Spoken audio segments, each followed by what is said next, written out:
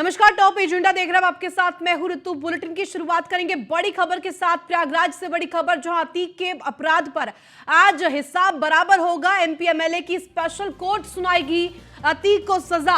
18 साल पुराने अपहरण केस में अतीक की पेशी होगी 11 बजे। माफिया अतीक की पेशी होगी। उसके साथ साथ आपको बता दें, पेशी के दौरान अतीक और अशरफ कोर्ट में मौजूद रहेंगे। अपहरण के 10 आरोपियों में सबसे बड़ा नाम अतीक और अशरफ की इसमें अहम भूमिका।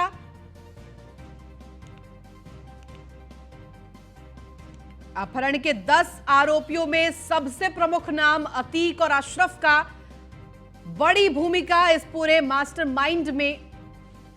मास्टर प्लान तैयार करके उमेश पाल हत्याकांड को दिन दहाड़े अंजाम दिया गया।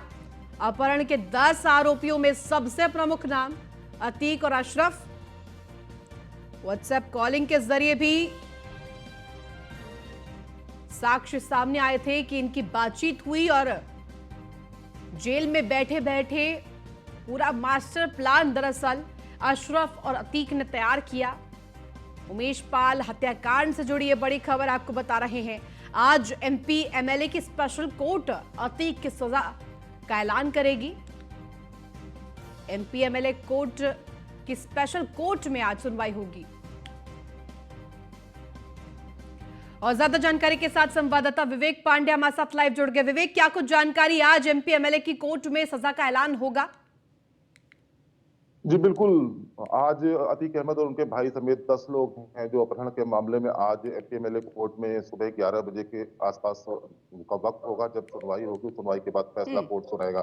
फिलहाल अगर 1979 से बात करें, लगभग अतीक अहमद पर 101 मुकदमे दर्ज है और इन 1979 में पहला मुकदमा उसके ऊपर दर्ज हुआ था 1979 में, वो भी हत्या का। उसके बाद से ये पहला वाकया होगा जब सजा की बात निकलकर सामने आ रही है।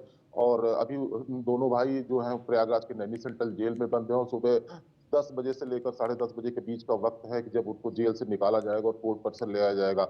अगर सुरक्षा व्यवस्था की बात करें तो कोर्ट परिसर पे 300 पुलिस के जवान लगाए गए हैं सुरक्षा के बदले में किसी तरह की कोई कैजुअलिटी न होने पाए।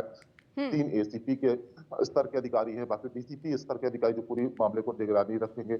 कचहरी परिसर के आसपास जहां एमपी एमएलए कोर्ट के आसपास सुनवाई होनी है, वहां पर पुलिस ने पूरी तरीके से बैरिकेडिंग कर दी है कि कोई दूसरा शख्स जा नहीं सकता। सिर्फ जो उस केस से जुड़े हुए लोग हैं या वकील है वही उन सब जगहों पर जा सकते हैं।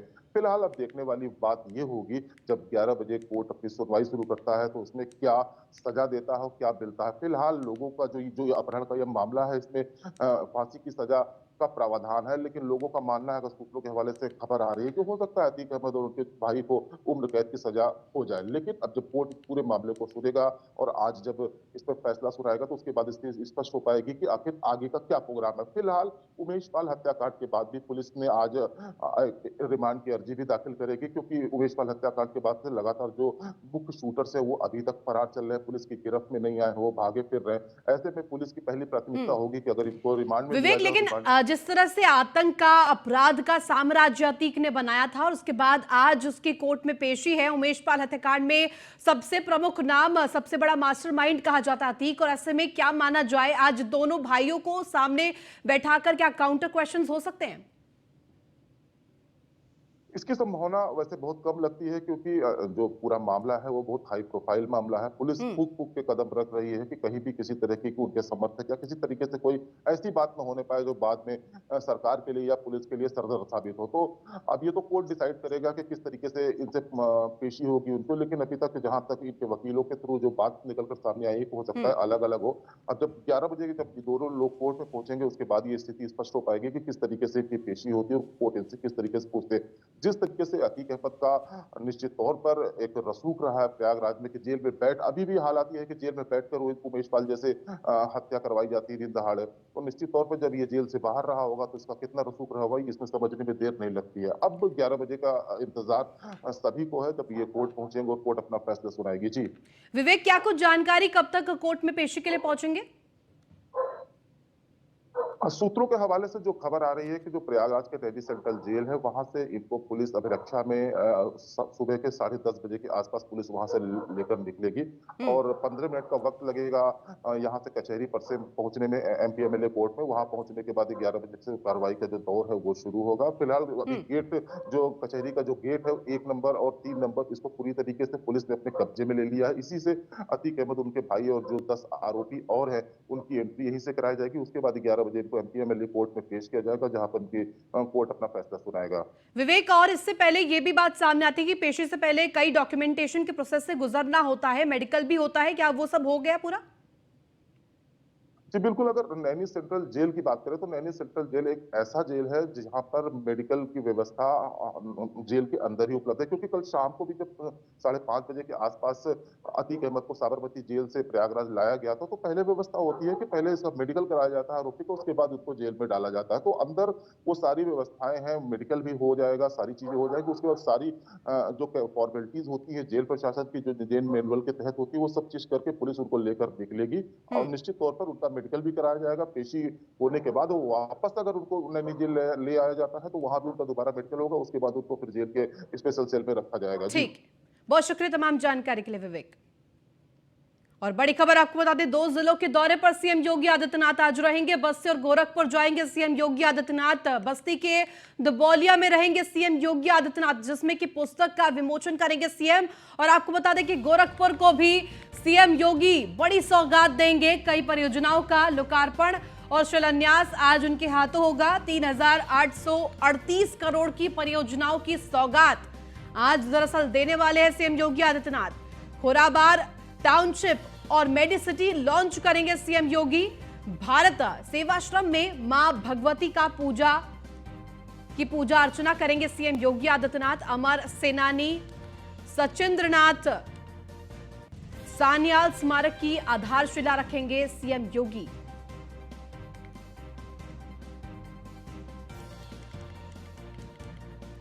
तो आज दोनों ही जिलों का दौरा सीएम योगी आदित्यनाथ का कई मायनों में महत्वपूर्ण, क्योंकि करोड़ों की सौगात देने की तैयारी है। सीएम योगी आज गोरखपुर बस्ती दोनों ही जगह पहुंचेंगे और गोरखपुर वासियों के लिए खासतौर पर बड़ी खबर इसलिए भी हो जाती क्योंकि आज करोड़ों की सौगात देंगे सीएम योगी आदित्यनाथ। और ज्यादा जानकारी के साथ संवाददाता हरेंद्र दुबे हमारे साथ गोरखपुर से जुड़ गए। हरेंद्र, क्या कुछ जानकारी? गोरखपुर आज सीएम योगी आदित्यनाथ पहुंचने वाले हैं, क्या कुछ कार्यक्रम प्रस्तावित? देखिए, 3 दिवसीय दौरे पर उत्तर प्रदेश के मुख्यमंत्री योगी आदित्यनाथ गोरखपुर पहुंच रहे हैं। खासतौर से बस्ती मंडल और गोरखपुर मंडल के अधिकारियों के साथ आज समीक्षा बैठक करेंगे।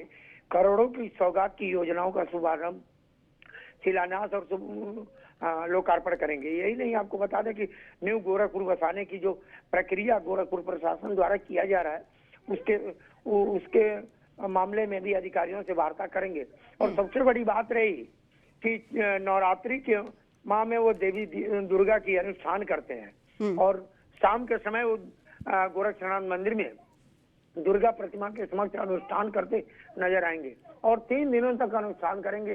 खासतौर से और आज से लेकर के नवरात्रि के 10वीं तक जो है कि वह पूजा पाठ में ही लीन रहेंगे। 10वीं के दिन जो है कि उनका कई तरह का कार्यक्रम गोरखपुर में लगा है। हर जहाँ कार्यक्रम लगा तहाँ वहाँ पर नए कार्य योजना की शिलान्यास और लोकार्पण करते मुख्यमंत्री नजर आएंगे। तो खास तौर से गोरखपुर बस्ती मंडल के लिए एक बहुत नवरात्रि का समय, खास तौर से लोगों के लिए, क्योंकि मुख्यमंत्री लोगों के बीच में आ रहे हैं और लोगों के बीच में आकर के तोहफा देंगे इस नवरात्रि में। ठीक है, तो खासतौर पर बहुत अहम बात है। दूसरी चीज, सुरक्षा के पुख्ता इंतजाम भी किए गए हैं। ठीक है हरेंद्र, हमारे साथ राघवेंद्र भी जुड़ गए हैं। राघवेंद्र, आपका रुख करना चाहूंगी। जिस तरह से हरेंद्र बता रहे थे, ये दौरा कई मायनों में महत्वपूर्ण गोरखपुर के लिए होने वाला है और इसके साथ साथ आपसे समझना चाहूंगी बस्ती में क्या कुछ कार्यक्रम आज प्रस्तावित है? योगी आदित्यनाथ औलिया के एकेडमी धर्मपुर में 11:25 पर आएंगे और पूर्व एमएलसी डॉक्टर स्वर्गीय वाईडी सिंह की मूर्ति का अनावरण करेंगे। साथ ही वो सुरक्षा के कड़े इंतजाम पुलिस प्रशासन के द्वारा किए गए हैं। वहां पर एक जनसभा को भी स्कूल में संबोधित करेंगे। वहीं बात करें मुख्यमंत्री योगी आदित्यनाथ कि तो उनको लेकर पुलिस प्रशासन ने सुरक्षा के कड़े इंतजाम पहले से ही कर रखे हैं। साथ ही जगह जगह वहाँ सुरक्षा के कड़े इंतजाम प्रशासन के द्वारा करते हुए वहाँ पर कई विभाग के अधिकारी भी मौके पर हैं। ऐसी सूचना मिल रही है कि वहां पर अधिकारियों के साथ समीक्षा बैठक भी मुख्यमंत्री योगी आदित्यनाथ कर सकते हैं। ठीक है, बहुत शुक्रिया तमाम जानकारी के लिए राघवेंद्र। और बड़ी खबर आपको बता दें, डिप्टी सीएम ब्रजेश पाठक का आज दौरा, आज महोबा जाएंगे डिप्टी सीएम ब्रजेश पाठक। भाजपा जिला कार्यालय में ब्रजेश पाठक करेंगे बैठक। और आज बता दें कि शाम 5:20 पर कलेक्ट्रेट सभागार में योजनाओं की समीक्षा करेंगे डिप्टी सीएम। आज महोबा जाएंगे डिप्टी सीएम ब्रजेश पाठक और कलेक्ट्रेट सभागार में योजनाओं की समीक्षा करेंगे। धरातल पर योजनाओं को किस तरह से उतारना है ताकि जनता को सीधा लाभ इसका पहुंच सके, इसकी समीक्षा बैठक आज करेंगे। भाजपा जिला कार्यालय में डिप्टी सीएम ब्रजेश पाठक आज बैठक करेंगे क्योंकि अब निकाय चुनाव का भी रास्ता साफ हो गया है। हरी झंडी सुप्रीम कोर्ट ने दे दी है। किसी भी वक्त नोटिफिकेशन आ सकता है और तारीखों का ऐलान हो सकता है। इसी को देखते हुए अब भाजपा खासा अलर्ट दिखाई दे रही है। बीजेपी जिला कार्यालय में डिप्टी सीएम ब्रजेश पाठक का आज बैठक, शाम 5:20 समय प्रस्तावित है। कलेक्ट्रेट सभागार में योजनाओं की समीक्षा करेंगे।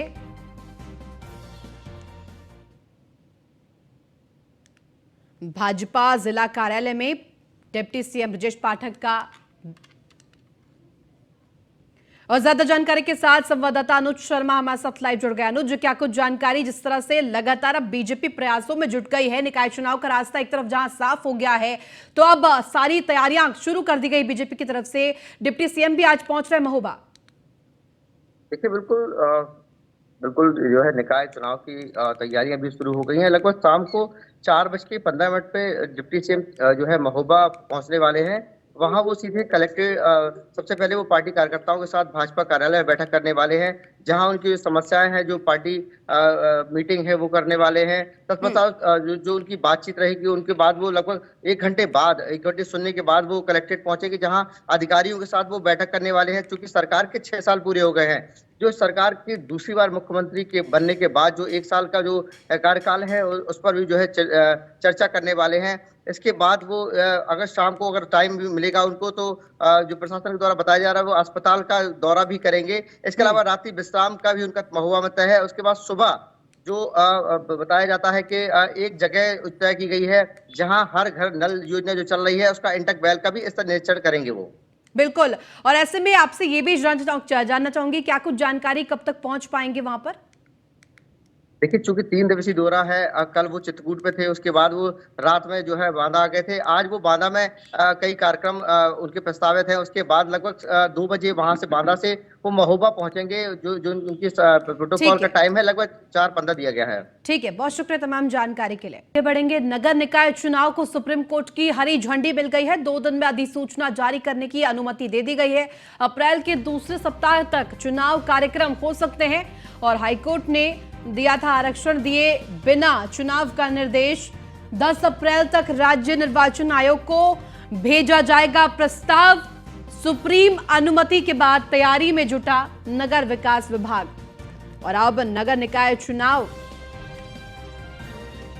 कराए जाएंगे। हरी झंडी निकाय चुनाव को दे दी गई है। सुप्रीम अनुमति सुप्रीम कोर्ट ने दे दी है और इसके साथ साथ अब तैयारियों में सभी पार्टियां भी जुट गई है और साथ ही साथ नगर विकास विभाग भी चुनाव को सफल बनाकर पूरा कराने के लिए जुट गई है तैयारियों में। कभी भी नोटिफिकेशन सामने आ सकता है और तारीखों का ऐलान हो सकता है और ये संभावना कि अप्रैल के दूसरे सप्ताह में चुनाव हो सकते हैं। 10 अप्रैल तक राज्य निर्वाचन आयोग को प्रस्ताव भेजा जाएगा। सुप्रीम अनुमति के बाद अब हरी झंडी मिल गई है निकाय चुनाव को। रास्ता साफ है। नगर निकाय चुनाव को लेकर सुप्रीम आदेश सुप्रीम कोर्ट का। 2 दिन में अधिसूचना नोटिफिकेशन जारी होगी। अप्रैल के दूसरे सप्ताह तक चुनाव कार्यक्रम।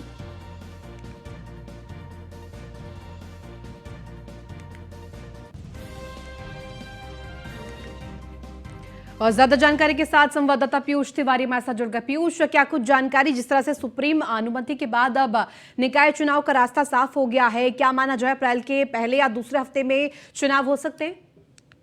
जी बिल्कुल, ये बात करें तो देखिए, जिस तरीके से कल सुप्रीम कोर्ट में सुनवाई हुई, कहीं ना कहीं ओबीसी आरक्षण के साथ यूपी में अब निकाय चुनाव होंगे और सुप्रीम कोर्ट से हरी झंडी मिल गई। निश्चित रूप से जल्द से जल्द जो अधिसूचना है वो जारी हो सकती है, क्योंकि उत्तर प्रदेश सरकार चाहती है कि निकाय चुनाव जल्द से जल्द कराया जाए और किसी भी वक्त यानी आज और कल में भी ये अधिसूचना जारी हो सकती है। और क्योंकि अभी तक ओबीसी आरक्षण को लेकर विवाद चल रहा था और इसको लेकर कहीं ना कहीं चुनाव में देरी हुई थी, लेकिन सुप्रीम कोर्ट से मिली हरी झंडी के बाद अब चुनाव का रास्ता जो है वो साफ हो गया है। क्योंकि सुनवाई सुप्रीम कोर्ट में यूपी सरकार ने कहा था कि जो ओबीसी कमीशन बनाया गया है, कमीशन ने अपनी रिपोर्ट सौंप दी है और इसके बाद सुप्रीम कोर्ट ने ओबीसी आरक्षण के साथ यूपी निकाय चुनाव कराने की अनुमति दे दी। इसके अलावा अगर हम बात करें तो निकाय चुनाव को लेकर नोटिफिकेशन जारी करने की भी इजाजत जो सुप्रीम कोर्ट है उसने दिया है।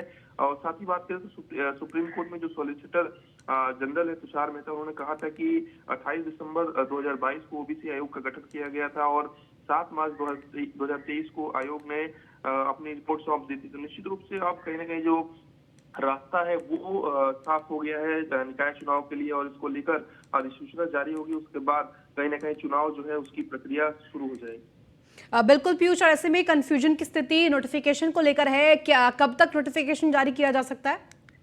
देखिए, अगर बात करें तो 2 दिनों का वक्त बताया जा रहा है और आज और कल में कभी भी नोटिफिकेशन जो है वो जारी हो जाएगा। और क्योंकि उत्तर प्रदेश सरकार चाहती है कि जल्द से जल्द जो निकाय चुनाव है वो कराया जाए। हालांकि आपने देखा किस तरीके से ये पूरा मामला कहीं ना कहीं विवादों में हो गया था और मामला सुप्रीम कोर्ट तक जा पहुंचा था, जिसके बाद एक के बाद एक सुनवाई हुई थी और कहीं ना कहीं इसको लेकर यूपी सरकार ने जो अपनी ओबीसी कमीशन की जो ओबीसी की जो रिपोर्ट है वो कहीं ना कहीं सौंपी थी। उसके बाद कल सुप्रीम कोर्ट में ये फैसला आया कि निकाय चुनाव कहीं ना कहीं कराए जाएंगे और ओबीसी आरक्षण के साथ निकाय चुनाव कराए जाएंगे।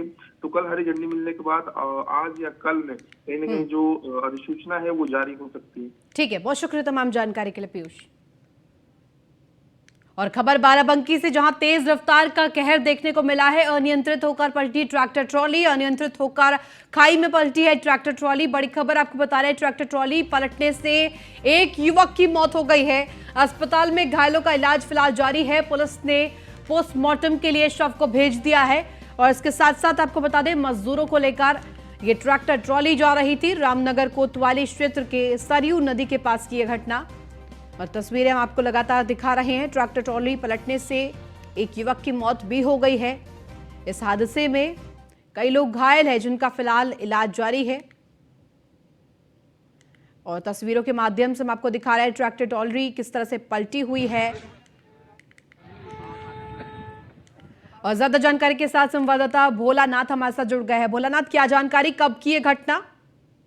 बिल्कुल बता दें, रामनगर थाना क्षेत्र के सरयू नदी के पास की घटना है, जहां पर मजदूरों को लेकर ट्रैक्टर ट्राली जा रही थी। इसी दौरान अनियंत्रित होकर खाई में पलट गई, जिसमें एक की मौके पर ही मौत हो गई। वहीं कई लोग घायल हैं, जिनको इलाज के लिए अस्पताल में भर्ती करवाया गया है।